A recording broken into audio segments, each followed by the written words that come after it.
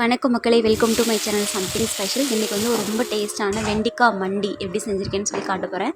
வாங்க பார்க்கலாம். ஃபஸ்ட்டு வந்து ஒரு கடாய் வச்சு அதில் வந்து கொஞ்சமாக காஞ்ச மிளகாய் 4-5 காஞ்ச மிளகாவும் கொஞ்சமாக கொத்தமல்லி இதையும் சேர்த்து நல்லா வந்து ரோஸ்ட் பண்ணணும். இதோட வந்து கொஞ்சமாக ஜீரகம், மிளகு இதையும் சேர்த்து நல்லா ரோஸ்ட் பண்ணணும். இது கூட இப்போ வந்து கொஞ்சமாக கடலைப்பருப்பு ஒரு 4 பல்லு பூண்டு இதையும் சேர்த்து நல்லா ரோஸ்ட் பண்ணி எடுக்கணும்.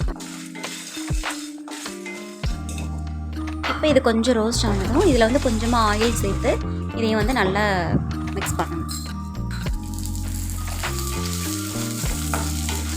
இப்போ இதை எடுத்து ஒரு மிக்ஸி ஜாரில் சேர்த்து நல்லா அரைச்சிக்கணும். இப்போ அதே கடாயில் கொஞ்சமாக எண்ணெய் ஊற்றி கட் பண்ணி வச்சுருக்கிற வெண்டிக்காவை நம்ம எந்த ஷேப்பில் வேணாலும் கட் பண்ணிக்கலாம். கட் பண்ணி அதை இதே மாதிரி கொஞ்சம் எண்ணெயில் அந்த வளவளப்பு இல்லாமல் வதக்கி எடுத்துக்கணும்.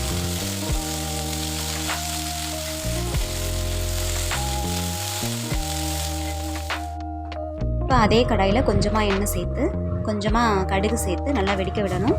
கடுகு வெடித்ததும் வெங்காயம் ஒரு வெங்காயம் கட் பண்ணி எடுத்திருக்கேன். அந்த வெங்காயத்தை இதில் சேர்த்து நல்லா வதக்கணும்.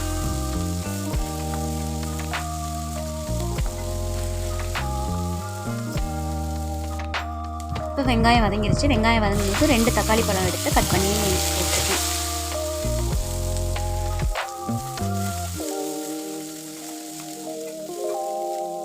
இந்த அளவு வதங்கினா போதும். இப்போ இதில் வந்து இதுக்கு தேவையான அளவு உப்பு சேர்த்துட்டு கொஞ்சமாக மஞ்சத்தூளையும் சேர்த்து இது நல்லா மிக்ஸ் பண்ணணும்.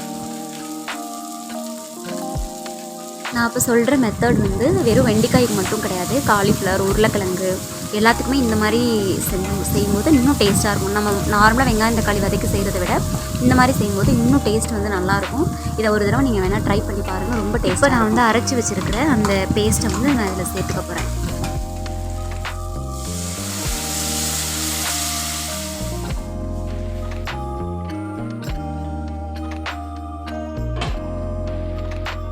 இப்போ இதை வந்து ஒரு 5 நிமிஷம் போல் மீடியம் ஃப்ளேமில் வச்சு நான் கொதிக்க வச்சுருக்கேன்.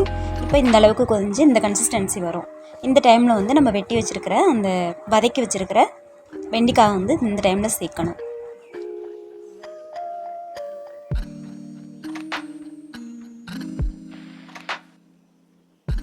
இந்த டைமில் உப்பு டேஸ்ட் பண்ணிவிட்டு இப்போ கொஞ்சம் ஒரு மீடியம் ஃப்ளேமில் ஒரு 2 நிமிஷம் போல் இதை மூடி வச்சு எடுத்தோம்னா இந்த அளவுக்கு வந்து இது ரெடி ஆயிடும்.